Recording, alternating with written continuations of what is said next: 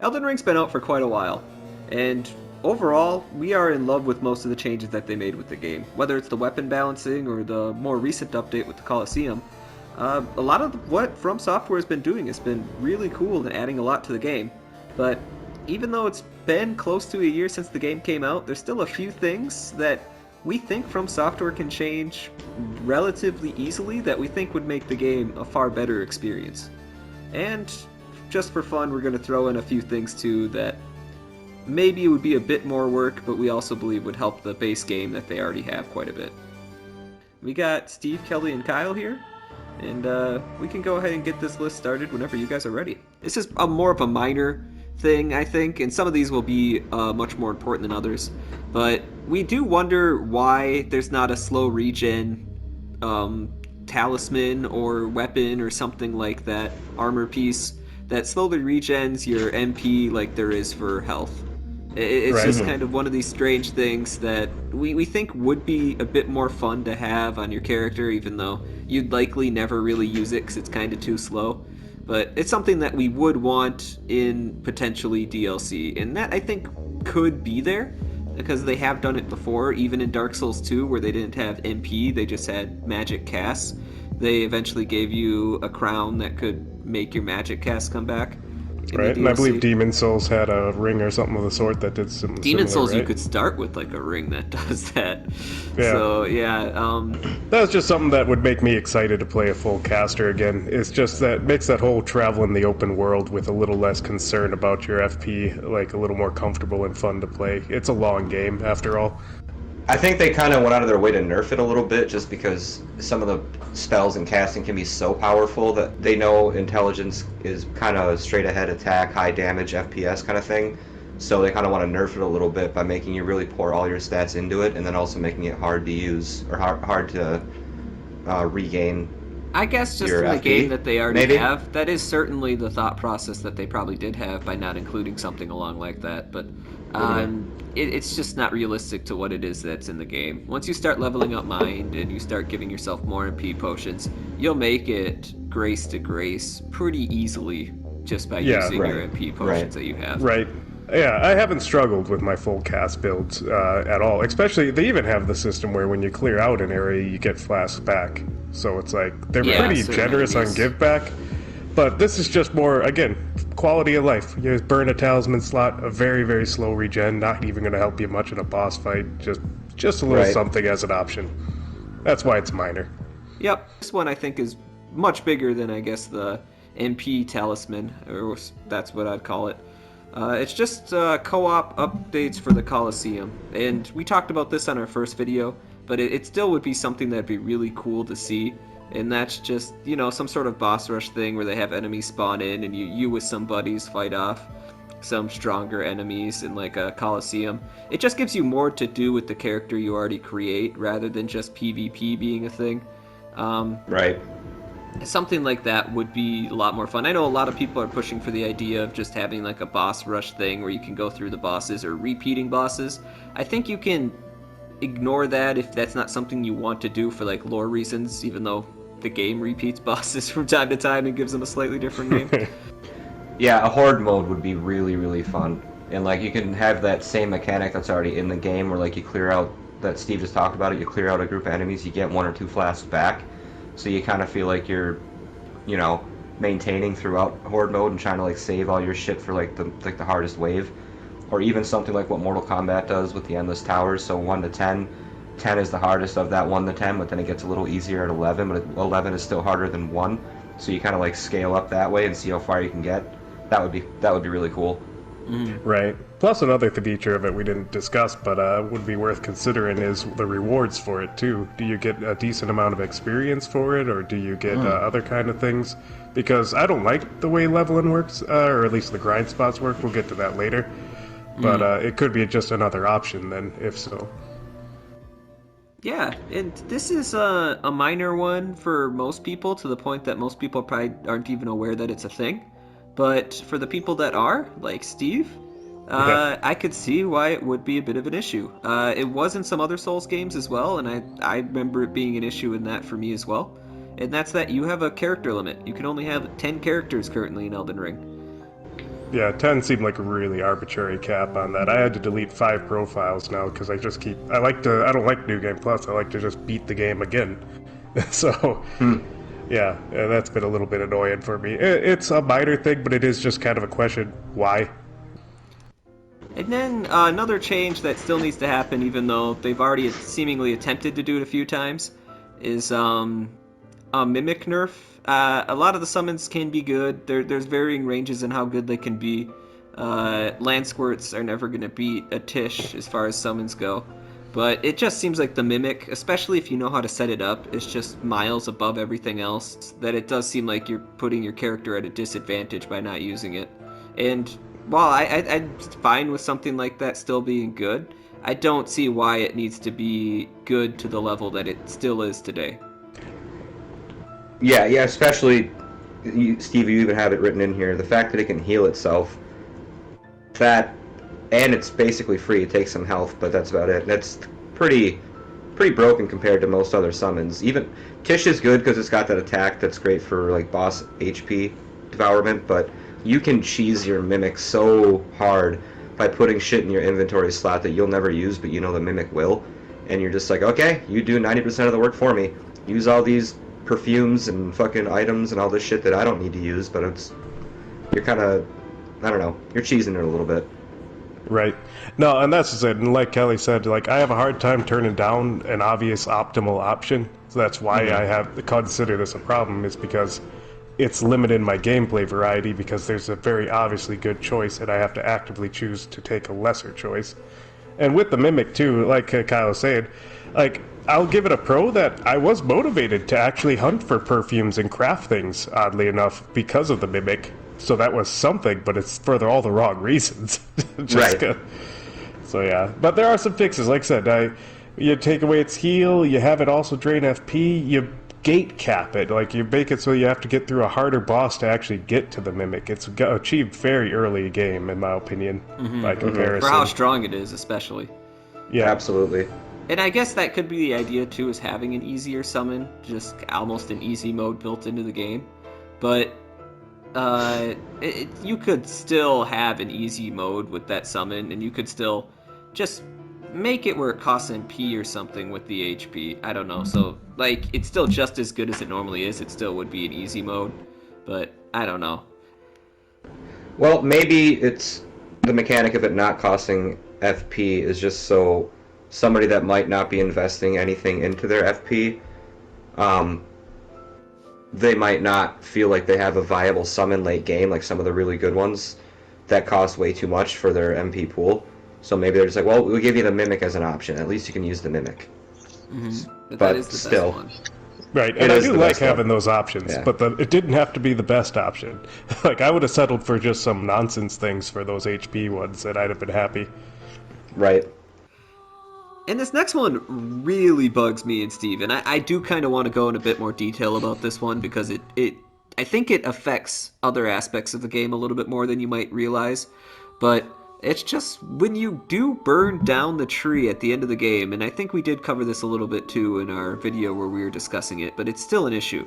When you burn down the tree at the end of the game, you get this red ash, and it just appears everywhere. It's across the entire map unless you're underground or in a cave. And part of what makes this game so great to explore is the world and how like good looking it is with all these different sceneries that you get. And that is just almost completely ruined when you have this red ash from the tree, to the point that you do just kind of want to go to New Game Plus.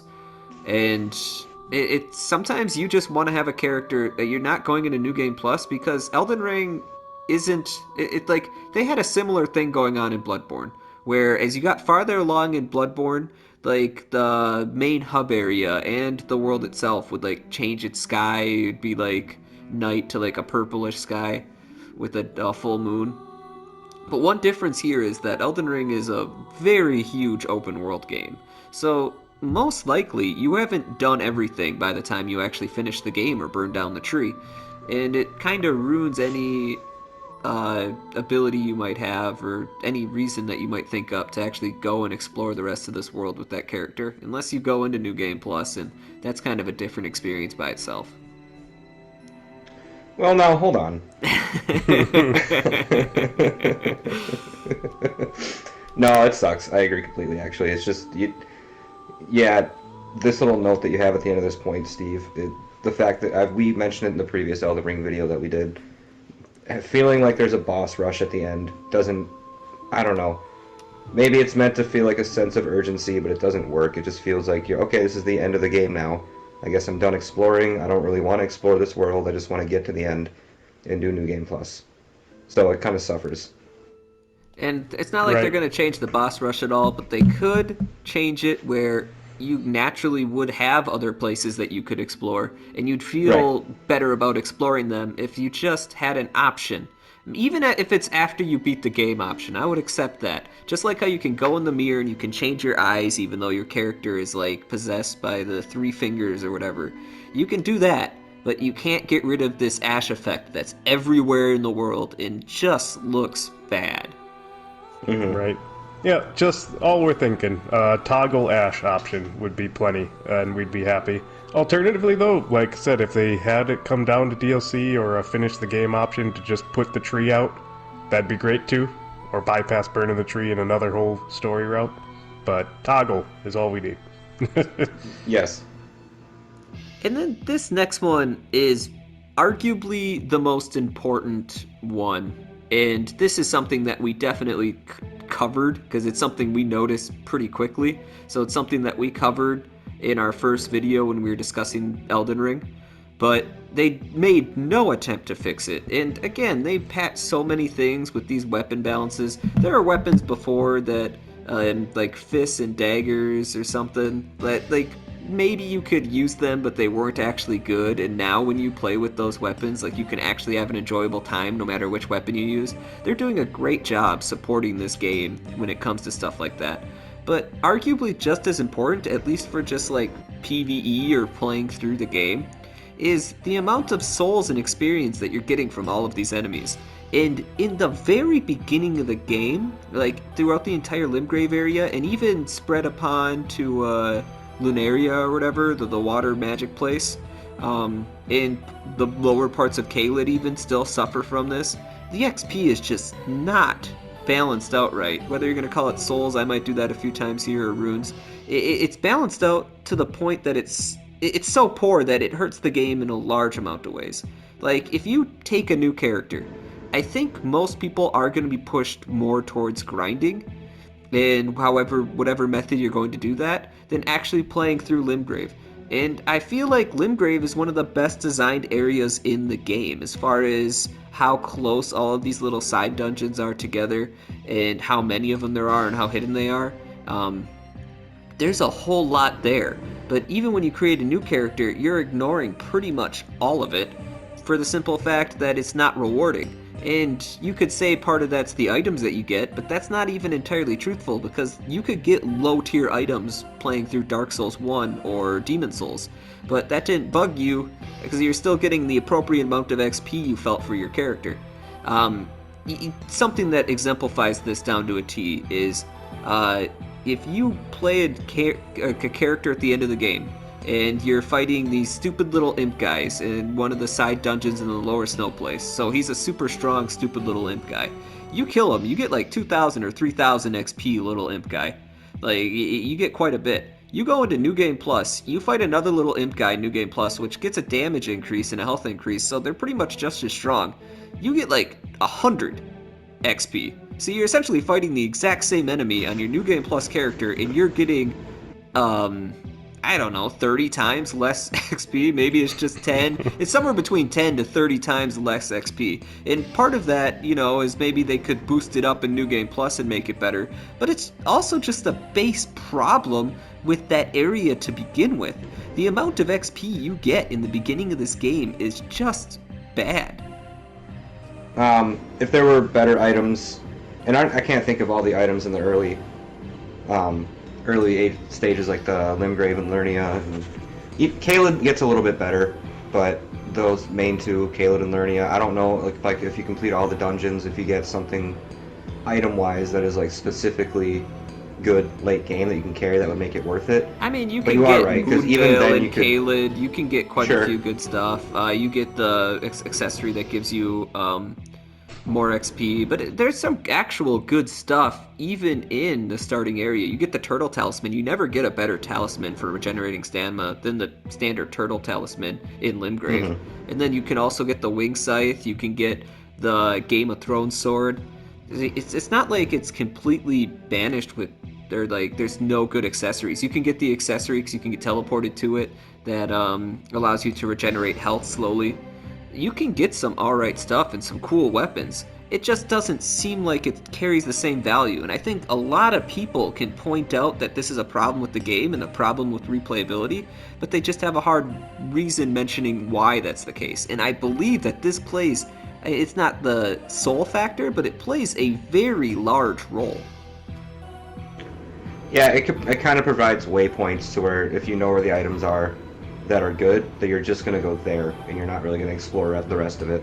And you're And going to move I on to think the that higher you XP areas. would be, yeah, because you could just get your XP by actually going to a higher XP area at an infinitely faster rate. Right. Which is why whenever I do a Limgrave run, it is literally just, alright, here's my route to get all the golden seeds, to get all the tiers, and then to get all my things, and then I'm done with Limgrave, which is a shame, because Limgrave's a beautiful area, one of my favorite looking areas, Liardia Lakes as well, for running through. And essentially, yeah, it just... I mean, obviously, I'd love to see a huge increase in the runes for all the starting area creatures in general, but even the bosses are just insulting. Like, you spend all this time killing a Crucible Knight, and then you get this little dink amount of XP. I think it's like why did I do 2,000. this?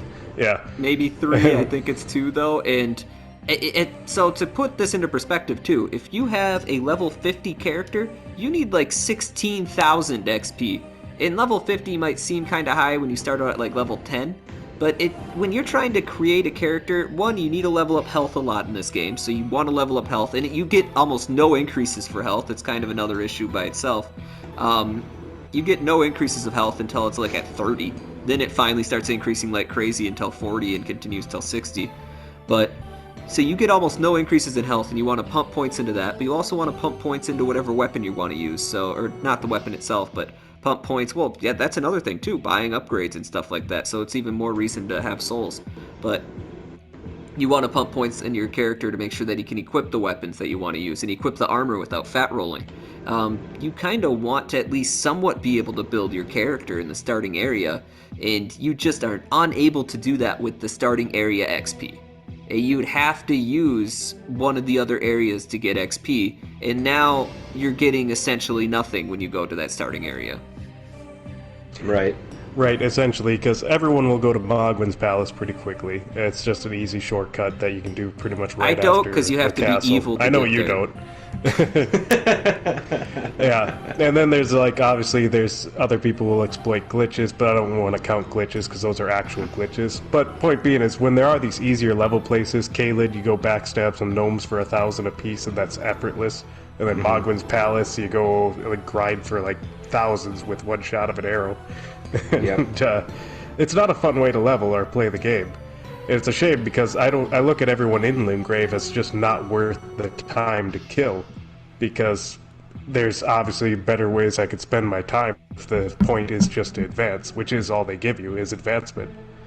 And even when they had a more open structure in like Dark Souls, I mean, actually it's not as open world as Elden Ring is, but it was still an open experience enough in Dark Souls. You could go pretty far into some of these other paths. There wasn't a situation like this. The souls still felt right for what it is that you got and what it is that you were doing. There was some grind spots, sure, and maybe you used them a little bit, but you didn't feel like you were being cheated by playing one of the areas that you were supposed to for the amount of souls. You certainly feel that with Limgrave. You feel like you're just rewarded nothing and you just do it to clear out the area and do it. Now, I think a good way to fix this, if you wanted to try to maybe balance the perspectives a little bit, have it go from when you going from Limgrave to Liardia Lakes, let there be a big XP jump instead of it being basically the same, or like 100 more per enemy. You know what I mean? Let it be like double or triple, so you feel like you're advancing to another, like a higher tier. Well, that doesn't instead fix of it. Limgrave either. I think Limgrave itself No, needs but- an increase, and it's probably, I don't know the exact percentages, but I will say this. If they are able to balance the weapons and spend so much time balancing these weapons to the ability that they have been with recent updates, which again has been great and really good. We like this game to begin with, and we like it even more now that they're making all these updates. If they're able to spend that much amount of time into balancing the souls that you get from enemies, which is arguably close to just as important as balancing all these weapons, they can definitely fix it. They have the ability and people to actually look at this stuff and fix this issue. Instead, we've seen zero effort to fix this from Software. I don't think they've made any patches to the amount of runes you get from enemies. And bonkers.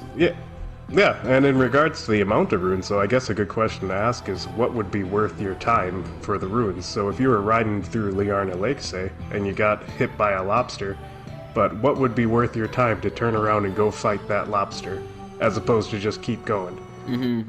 And for me, like, I ain't gonna kill that lobster for anything less than 1,000 runes, that's for sure. Yeah, and I I was prefer gonna say, even closer to 2. You shouldn't get less than killing especially in the those second tier area, because you can get 1,000 runes from killing a giant in the first one.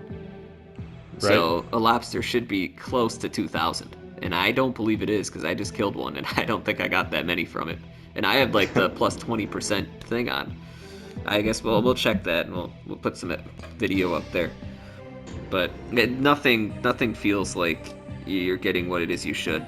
It feels like I would have to explore all of Limgrave to reach like level 50. In fact, my level 50 character does have everything marked off in Limgrave.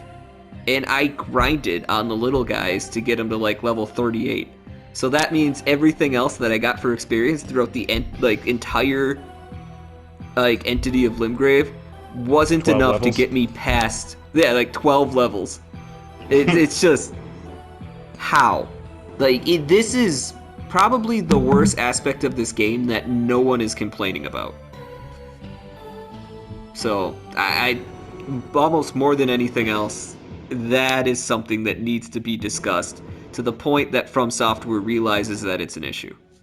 Alright, and then another issue. This is kind of a smaller one, but not completely. It's one that we discussed a little bit in our first video, but it's just the funnel fix. What we mean by that is, it seems like you're funneled at a certain point to go through Lindell. Yeah, Lindell. And I can see why they needed to do that for a story reason. And possibly they don't want people grinding runes, but they made ways for them to be able to do that anyways, so it doesn't even really fix that issue. Then it would be nice to have multiple ways to get to the mountaintop. Yeah, and I think the bells is part of the main reasons that it is limited, which is just baffling why they just lay those lying on the ground. I mean, to reward exploration of like dungeons and things, those should always be a reward for killing a boss, because those are a big deal. And if it was a reward for killing a boss, that means you already have to have a weapon pretty much to get to that point, or just be really good at the game. Both of those would be good enough, you know? Right? To warrant at least being able to go to the snow place early. I mean, yeah, and to me, we've already established, like, story-wise, what they could have done is they could have had it where it's just, as soon as you get to where the fire giant is, you know, he just won't appear, or you can't get in there until you beat the guy in the capital. Put their big gold wall in front of it. They've done it before. So it's like... Yeah. And then, bam, the cutoff is there. Yet you still have a much, much more open world then. And another point that we'd like to make, a minor one, would be weapon scaling. All weapons seem to do pretty abysmal damage at the early points in the game, where you kind of wonder why would you first raise your offensive stats as opposed to your vigor, say, or other kind of stats. Because essentially, you're not getting any returns for the value. You're getting 1 point of damage every level you put into that. So really you're just meeting prerequisites mainly. Yeah, it does seem like in the earlier games, or like Dark Souls 1, you'd have weapons that start with a B right away, and then they move on to like S scaling. And it just seems like the scaling in this game is off. I don't see this as something that they'll change, but who knows? Maybe depending on where you can access the DLC. This to me seems a bit more far-fetched for Elden Ring 1 to change, but maybe in Elden Ring 2, certainly something that we'd like to see better. Right, done. and to clarify, like, I don't need the weapons to do more damage. I just like them to be more stat-dependent than not. No, I agree, but it's something they could do, but when they're having such a hard time making all these weapons balanced to begin with, I just don't see them also looking into making sure that there's the same level of balance, but now with scaling, which kind of would throw a wrench into everything they already did. So that's why I don't think it's a possible one, but we are all on the same page there that certainly more weapon scaling instead of less, which is kind of the direction they seemingly took this game. I think would have made a better experience. And kind of going off of that, this is another relatively huge issue with the game that a large amount of people online also agree is kind of an issue with this game, and that's that bows have no scaling, they do crap damage, and if you're one of those people that are actually trying to tell me right now, it's like, no, bows are actually pretty balanced in this game because you can use status debuffs with the rapid shot. You can use status debuffs with any fucking magic cast. So no, and that's infinitely easier, and you don't have to use fucking items, and you can do it at pretty much the exact same fucking range. So there's bows are actually just awful in this game. And the fact that they've like patched so many different weapons but they just never touch bows is just weird, because normally in an RPG you think of your magic guy, your bow guy, and your sword guy, you know, but like it's like one of the main three things that you'd want in the to build a character. But bows in Elden Ring are just awful, and I'll show you some footage of how great bows can be in the earlier Souls games. I've actually heard people say like these same arguments online before, where they're sitting here actually making the case that, oh, bows were always bad in Souls games. It's like, no, I can create a bow character in Demon Souls that can like hit a boss like 7 times or 8 times and they're dead. And so it's like, keep in mind you can create pretty much any character overpowered in Demon Souls, but bows were also one of those characters. They were balanced around each other so that bow was also an option that you could choose. And it's just, unless you're doing a challenge run or something in this game, which Steve did, it's not something that's actually viable. It's not like, oh, I'm going to create a katana character, or I'm going to create a reaper character, and I'm going to create a bow character. One of those things is not like the other.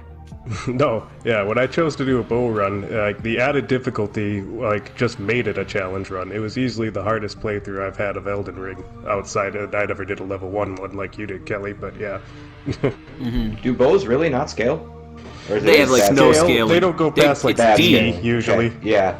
So that would be, so for bows, there's a lot of work there to have to be done. First of all, you have to fix the crafting, I guess, so it's easier to use That's better another arrows, issue. and then you have to make, yeah, a separate issue, I know, but then you'd have to make Worth the mentioning. scaling, yeah, you have to make the scaling better, but even then, so many of the NPCs, and even in PvP, it's so hard to be effective with a bow, I guess, unless you're really practiced with it, because they're easy to dodge, and a lot of the enemies can just like roll past 3-4 shots in a row, and then you might get them. And Or I'm the auto okay dodge. with that being Yeah. a thing. I'm okay with the auto dodge, even if it does make bows worse, if they just make the damage not pitiful. Like, holy crap. Even if you're using great bows or the biggest shit you can fucking find, the damage on it isn't as good as, like, Bolt of Grandsax, which is another dex weapon that can shoot ridiculously far, costs NP, but they limit the amount of, so like you could say, oh, but then you have NP as a resource you have to balance. Yeah, but you only have like 10 or 20 shots with these great arrows, so you have to limit that anyways, and you can't actually get that back from killing enemies across the world map. It's a harder resource, and you have to spend souls to get it. It just the excuses that like someone in From Software, I don't know who it is, saying that you don't have to buff this stuff. And His name is Jim. yeah, whatever Yeah, that fuck you, guy's Jim. doing, I could have a Jim counter Kurosawa. argument for every single one of them. I mean, another fix, going back to the scaling thing, that I think you might just be able to eliminate the E tier and just bump everything else up 1. See, I'm looking at this serpent bow, so strength scales to E. Yeah. So instead, that could just be D. Right? Even if it's for bows that aren't the black bow. Now, don't get me wrong, the black bow is still a hard bow to play the game through, but it's the best bow. But I wouldn't mind even if the other bows got just a little pick-me-up by a whole letter. Yeah. Right. So this is kind of one that we touched on a little bit, but it's still important to bring up by itself because it's something that they, again, attempted to actually change and maybe made a little bit better, mainly with magic. But we don't see why the Vigor Scaling has to be scaled the way that it is in Elden Ring. And someone must have put thought into this to set it the way that it was when the game first came out and to keep it this way. but it certainly doesn't really make sense to us. And maybe just a description or something from whoever thought that this was a good idea. But the way that the health scales, you can go up to like level 30 and get almost nothing, or up to like level 20 and you'd certainly get nothing. It seemed like you weren't even leveling something up. And then somewhere between 30 to 40 and then like 40 to 60, your health bar just like triples in size. So it's just a monumental difference, and it just really sucks that you're getting almost nothing from the first few levels when it seems like it should be the opposite. Right, exactly, which is why all we wanted it to do essentially is just scale like everything else does, where it gives you a much greater return, and then as you get higher in investment, it diminishes, like as a steady scale, as opposed to this weird middle bloat thing that they did. Now, I assume they did it because they wanted it to feel like their scaling might matter more, like, oh, you're more inclined to invest in your offensive dex or strength scaling for your weapons because your vigor's not as important to level up early on. But it's like, no, you're more so just trying to push your way through that whole threshold and waste 10 levels or so. So I don't feel like it worked if that was the reason. I think the reasoning was instead the areas that you were going through, because the people in Limgrave don't do a lot of damage. But maybe it didn't work that way. I don't know if they changed the damage that they do in Limgrave after your health was low, or if it was the other way around.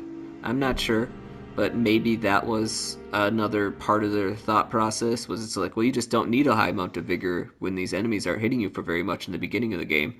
But sadly, people don't play Limgrave because you give no XP for the people that are there. So, again, maybe the XP issue is just even bigger than what we thought, and it factors into this one. Right. It feels like they just kind of wanted everything you invest in for the first 10, 20 levels to just feel really just anticlimactic. It's like, wow, look at that 1 point go up for everything. Yeah, it does seem like that. But another thing that really bugs us is that there's certain status effects in this game, and they made status effects really good. Like, if you compare it to like a JRPG, poison or whatever that you're using on an enemy, even bleed, is arguably too good. But some of the status effects in this game are balanced where you want to use them. But then there's two status effects in particular, sleep is also kind of borderline, where they're almost useless. Well, the two of them are. In PvE, Frenzy and Death do absolutely nothing. So if you have a spell that does Frenzy in PvE, it is 100% pointless. And if you have a weapon or a spell that casts Death, it's 100% pointless. And one thing that I really want to see changed in this game, that I still think they could, is just adding in like a debuff that comes with both of these. So if you hit someone with Frenzy, maybe their defense is lowered down by like 30% for 30 seconds until it wears off. And if you hit someone with Death, like as a boss in PvE, maybe their attack is lowered. So it's just two things like that that could actually make it where you could use these things in PvE. Because even in PvP, I don't know if Death is actually helpful. So it almost just seems like a pointless status effect to begin with, which then makes the weapons and spells that work with these status effects kind of unusable. Or something like Frenzy can make them weak to fire, so you can pair it with a different weapon. That would like, be interesting, with a spell or something like that. Or Death would maybe like increase your proc rate, even though that would make the proccing weapons even more broken than they already are. Right. So just something. I like where your head's at, Kelly. Just giving it a secondary effect, because obviously you can't. Insta for PvE, death. you can't insta death a fucking boss. That'd be stupid. But giving it some benefit or some bonus would be much better than giving it nothing at all. Right, because even sleep has a subtle stun effect on certain bosses, so they thought of a secondary Which effect is mostly for that. useless. Which is mostly useless, so that's why it deserves an honorable mention for could use more. But yeah, essentially, I like your idea with the attack damage debuff. Frenzy even could give them a bonus to attack, even with an exchange for defense. Oh Just yeah, something that'd be weird. really interesting. Yeah. Or you're just getting one hit if they hit you, but you're doing more damage. There would be people that would love that, though. So Yeah, Yeah, exactly. the There's some challenge weird one. people that like those stacks. yeah, it's just a change like that. It still seems like it could be done within Elden Ring, and it doesn't need to take a sequel to make a change like that. But I believe that almost everyone would like something like that. Right, but we will say, I mean, the Souls games do status effects right, pretty much. Those are just some that need a little lift. Particularly in Elden Ring, they're more usable than they've ever been, and they're more usable than they are in most JRPGs. So that's why I think it shines even more than what it would in like a Dark Souls game or something. Alright, yeah, for this next one, essentially this one might be more of a personal me problem, but I know everyone has a problem with this particular fight, and that's the Godskin duo, but for me specifically, the Fat Godskin Apostle. Essentially, that move where he inflates himself and starts rolling around like a madman is so broke that it just makes a fight that's already a pain in the ass and a required one, like just times 10 pain in the ass. And essentially, I just want them to either get rid of that move, half its time, something with the Give Fat it a time Godskin. limit so it's consistent, I think would be a good start. Maybe make it roll past you once instead of rolling past you a random number of times where it just keeps on coming at you. Right, because I've gotten cornered and he just keeps rolling. I get up, I get hit again, I get up, I get hit again. And then there are times when you roll past it and he stops. Yeah, or there's times, I believe you had it, where he was in his mid-roll animation, you cast a heal or something, and then he stops mid-thing to hit you and starts rolling again. Yeah, so it's not even like he started his, like, I'm gonna start rolling animation again. He just went straight into his mid-rolling animation, which means that, of course, he just input red, and, just mid-roll animation, input red, attacked me with its input red attack, and then kept the roll animation going after. But yeah, more visible something like that is with that stupid roll attack. Not a huge thing, but certainly is something that still bugs us on each playthrough. Input reading in general in this game, to me, it's not all the time, it's not always consistent, but sometimes I'm just like, oh, of course you fucking knew my thumb was right over square to use a potion, and you just used the attack that was going to kill me instantly. It's like, god damn it. Nah, it doesn't feel natural, but again, it's not something I see them changing. So that's kind of why it's not on this list. There are definitely some things on the game that we don't care for that won't make this list, but these are improvements, for the most part, that we think that they could change it within Elden Ring. And it's something that could be done in a patch or DLC. But they are fun to mention. Like, again, I got a comical video of just those two dual lions with the swords on their arms just dodging in perfect around. Synchronization. Yeah. I love how they do that. Wow. Certainly not a strength of the game. Right, but it's mostly this was in regards to the Godskin duo. No one likes the Godskin duo fight. It's a required fight in order to progress the game, and you have to deal with, obviously, some very glitchy and annoying bosses. So this next one is mentioned within our last video, but it is something that they have made improvements towards again in DLC. Like they've or not DLC, but in updates, and that's just NPCs and trying to track it.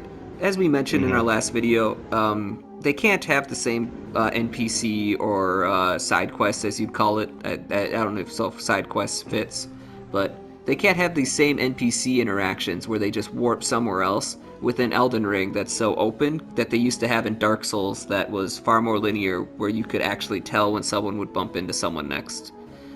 And they wouldn't really miss them because they're kind of on the path that you have to go. You can't really make that work, and they didn't really make it work in this game. You kind of have to use a guide to follow some of these side quests. But I got this idea from Reddit, and it just makes a whole lot of sense. I don't know why there aren't signs, just like there are with Vary or whatever, the guy from the First Steps that's got the stupid mask that everyone wears in PvP. Yep. White mask Vari. He leaves a message on the ground telling you to meet him at this next spot. I just don't know why that can't be done for some of these other NPCs. Especially, like, there's not even story reasons that they don't want you to follow them or anything. It's just, it makes a whole lot more sense that where they used to be, there's a message, like, kind of leaving a clue about where it is that they're going. It's just something like that would make it a more followable experience instead of having to use a guide, which is, for some of these quests, an absolute necessity. Yeah, you could even mix it up. It wouldn't have to be a sign every time, but you could have like a different NPC that's there and goes, "Oh, are you looking for such and such? I heard they were off in this general direction." You know, have them kind of point you in that way. Certainly, could, like, there could be an item there, like they leave a letter or something. It can be. A letter would work too. I'm just looking for easier options, I guess, that they could also do. And certainly, the message on the ground is a you'd assume an easy option for what it is that they could do from a development standpoint to make that a better experience. Yeah. Right. Although again, having the NPCs go, "Hey, you're looking for so and so," it would be nice. That'd be It would be realistic. nice. Something they should have Right. considered. Yeah, no, But, certainly in as for DLC the I hot wouldn't fix, mind. the message would have been good enough. Yeah, certainly, Yeah, certainly would be hot, better. Yeah, for a hotfix, it'd be hard to add an NPC. It'd be harder to do that than it would be just to do the message. But you can even have, like, somebody in the round hold, or you can tie some of the NPCs to certain people in the round hold, that you could just talk to them there, and they go, "Oh, did you hear about this person? I heard they're looking for this Yeah, or rumor that, or guy. they're over here." What rumor guy? They already Rumor have that guy. mechanic with Yeah. the I forget his name. The but he all-knowing tells you about all the asshole. bosses. Gideon, yeah. that guy. Yeah. So Yeah, that would you be just read- a neat way we to need do a it as well. gossipian, and she can tell you, like, you know, all the goings-on in Lingrave and whatnot. I do like Gossip. that recommendation of having him there, Kyle. That would be really fun, Yeah. and it makes Be sense that- for the characters. But Right. but then they'd have to record some more dialogue for him. So I guess they Yeah. would need that with a voice actor. So a bit more work there than the message, but also would be really cool. So the next one too is kind of still more of a minor complaint again. We do have a few minor ones, but this one is the holy resistance on the final few bosses of the game. This is something that they never really changed, and as we mentioned in our first video, the holy resistance on every enemy is like almost double every other resistance for every other weapon. And you know, you do grow attached to the weapons that you're using. My favorite weapon in Elden Ring now at this point is the Golden Order Greatsword, which is just holy and physical, and mostly cool. holy. It looks really cool.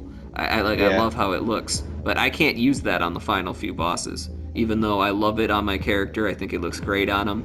Just because the resistances are far too high. It does make sense for them to have like more holy resistance, I guess, than everything else, but does it really need to be to the degree that it's at? I don't think so. Right. Yeah, we're just Yeah. talking, like, knock it from 80 down to, like, 70 or 60, and Or it still 50. would be doable. Like everything else is at 40, and that's at 50. Right. Something like that would Something seem much that doesn't better. it doesn't punish you too much for choosing to make like a Holy Knight character and run that build through the end of the game.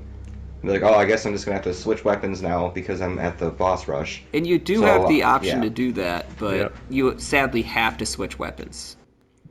Another one is just, again, Bleed still seems really good. So is Frost. Maybe it's just the way that you can proc it almost too quickly. It doesn't seem like something... keep in mind, we like that it is good. We like that you can use it on bosses and that it's an option. But one of the biggest issues, I guess, with it is just that the weapons that cause bleed and the weapons that cause frost, maybe keep the exact same build-up on them, let them do the exact same thing that they're doing, but just reduce the damage of those. It seems like, especially for frost, that the frost weapon does almost the exact same amount of damage, but now it's got this cool frost debuff on it.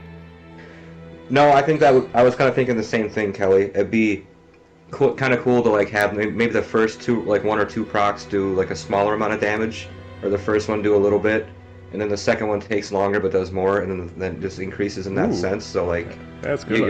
you're earning it as you go. It does instead of it just already being a big take jump. longer.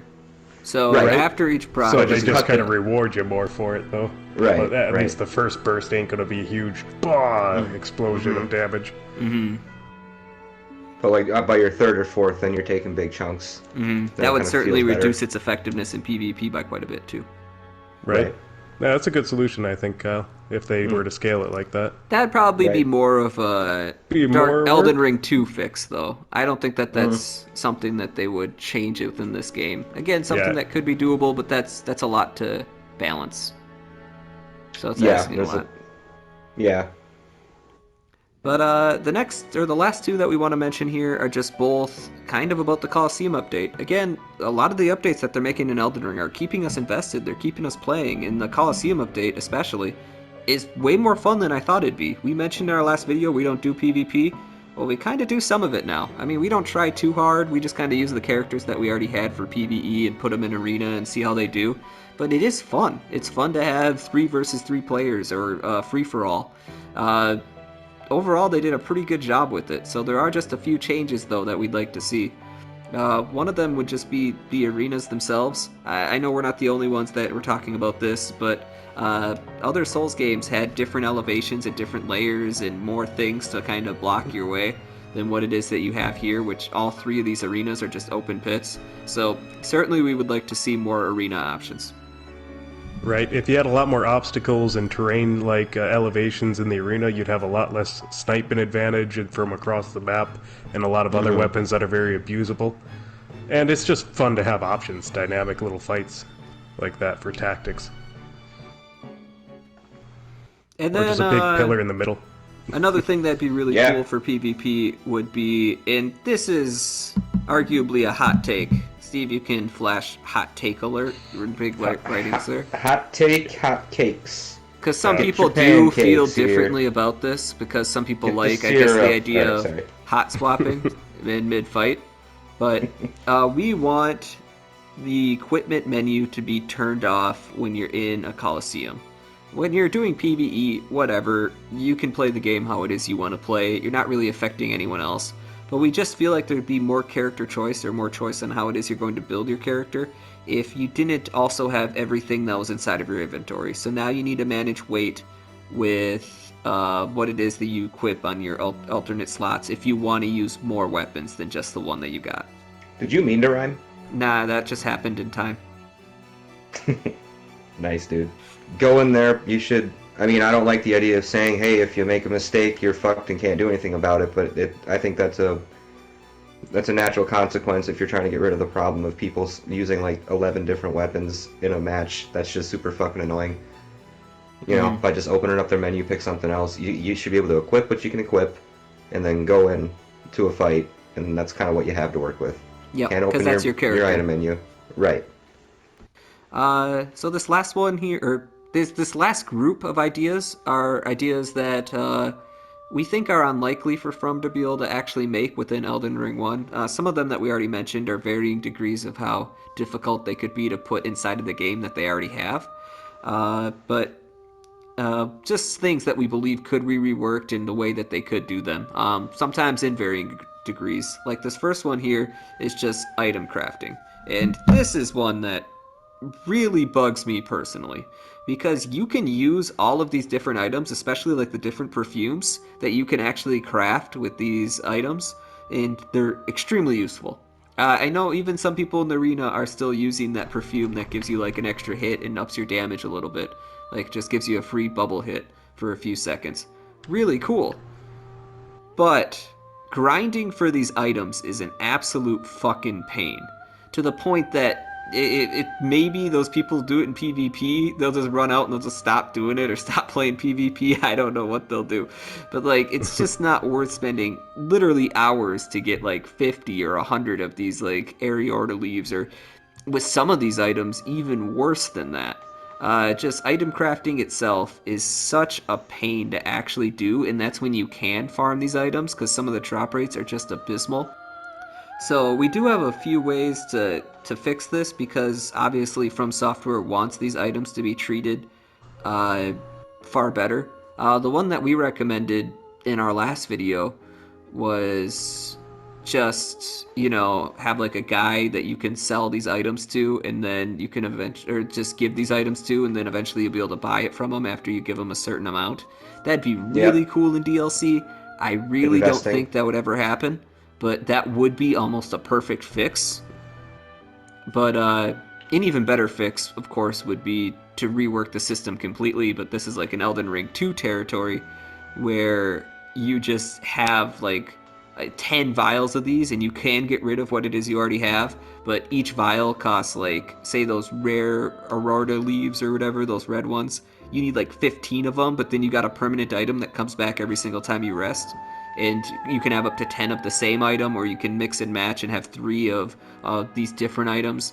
And getting those potions built for your character would feel really cool. That would be an even better way to do it. But naturally, it's not something that you could see them moving into with Elden Ring 1 based on what it is that they already have. I would say the third and final option is you just have a guy in the DLC sell some of these items. It doesn't fix the fact that picking these up along the world map is uneventful like it currently is. People are already kind of disappointed when they pick it up.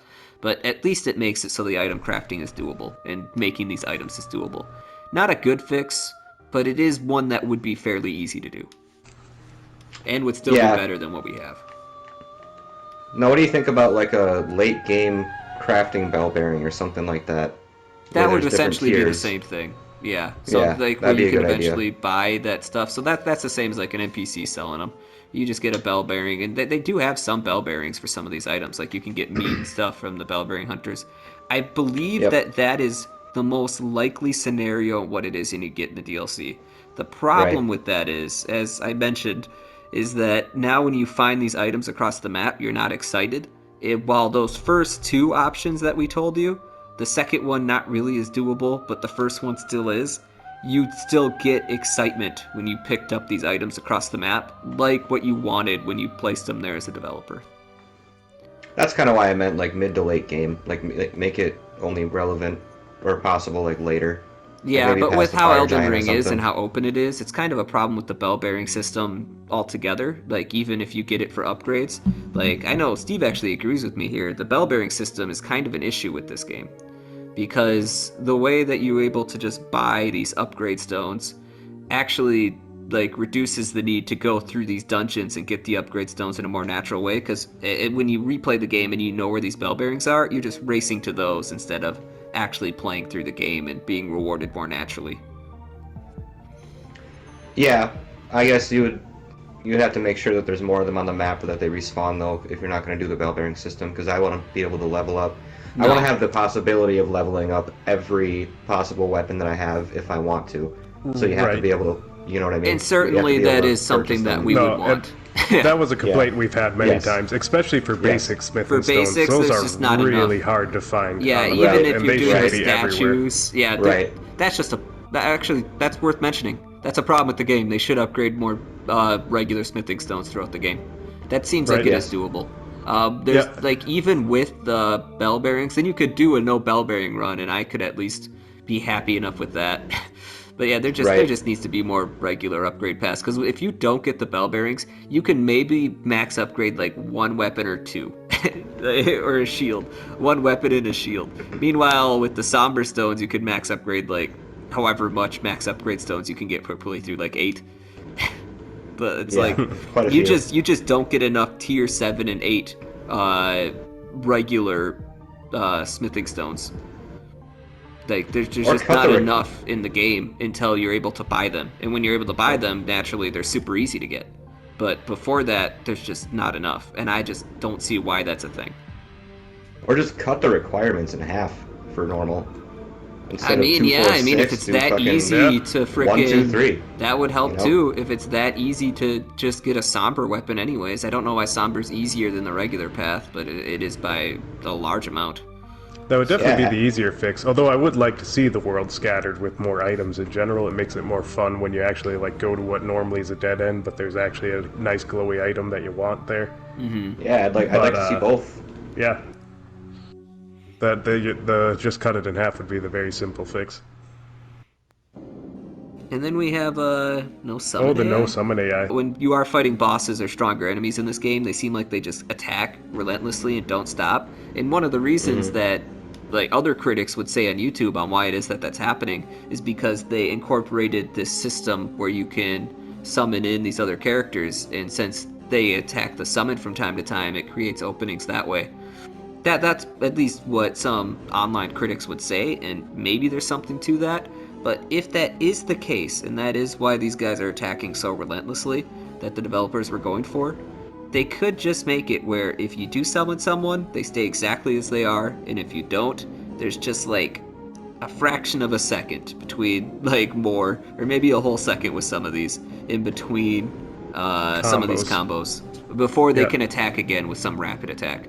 So when you're not summoning, the boss does have more time for you to be able to attack them. Maybe that's more Elden Ring 2 territory. It's a callback to like the old Souls games that, would have been nice to see for like the fans that just kind of miss that, who don't like always having a companion with them and feel that's a little jarring to their experience. Mm-hmm. But yeah, just was a weird thought. Just a way that you could balance both of those playthroughs, where summoning would probably still be the easier route, but you don't feel like you're getting screwed to the point that you have to summon if you're doing it without it. Which you could argue whether or not that's the thing in Elden Ring. Certainly as I get better at it, I can see more and more the argument that it's not, just from more and more hours that I played. But it certainly feels like it, especially with how unintuitive, as I mentioned, some of these attack combos can be and when it is that you can attack and how it is you dodge these attacks. It doesn't feel right until you learn how to do it. And it's not something you can visually look at and you're like, I know how to dodge this now. You just don't know what it is you're doing wrong until you bash your head against it, which is certainly different than what it is you got in the previous Souls games. So this is one that people clearly want. Again, it's not going to happen within Elden Ring 1, but certainly something that we would like for Elden Ring 2. And that's just a full world co-op. Kind of get rid of the Dark Souls multiplayer format of invasions and co-op being limited. Because while I loved it in Demon Souls and how original it was and how different it was compared to everything else, it just doesn't really seem like something that's necessary anymore for Elden Ring moving forward. If they made another Dark Souls game, again, that was like more linear, I think I would rather them go to like the more Souls format. But maybe just keep like multiplayer interactions to the Colosseum in Elden Ring 2 and give us a full world co-op where you can experience the entire experience with your buddy instead of having to go in and out when they leave a dungeon or enter a dungeon or leave when you beat a boss. Yeah, that would be so cool to just be able to fully open world explore with them. Yeah, I mean, it could be a tall order. I mean, like we said, it's definitely something they can't update into Elden Ring, but it would just be so magical. It's an experience you kind of always want to have with a friend, is an open world co-op experience. Yeah, and you never really get one proper. I mean, technically they could update it into Elden Ring since there's mods for it on PC, but yeah, you know that they won't. One of those things.